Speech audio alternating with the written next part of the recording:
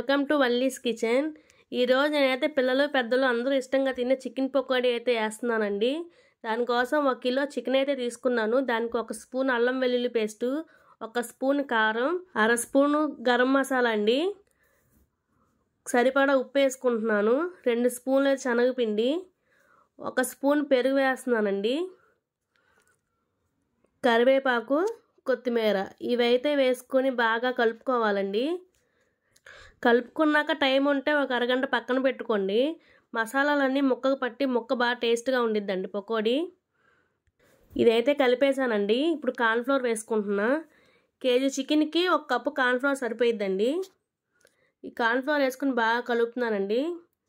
పిల్లలకి బయట కొన్నట్టుగా కనిపించాలి కదండి, అందుకని ఫుడ్ కలర్ అయితే వేస్తున్నాను కొంచెం.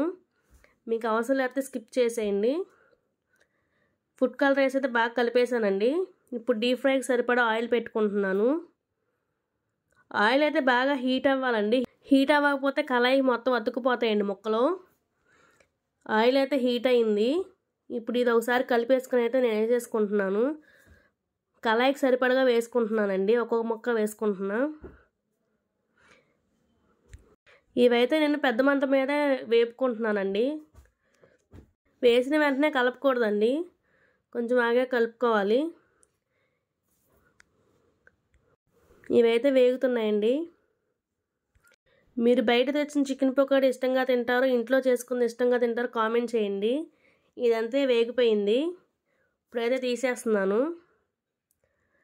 బాగా ఎక్కువగా వేపుకుంటే పకోడీ గట్టిగా అయిపోతాయండి. ఉడికేంత వరకు వేపుకుంటే సరిపోయిద్ది.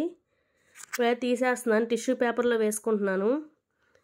ఇంకో వాయి వేసుకుంటున్నానండి.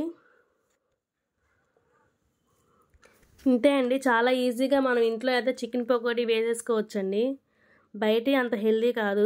ఇవి కూడా వేగిపోయినాయండి, తీసేస్తున్నాను.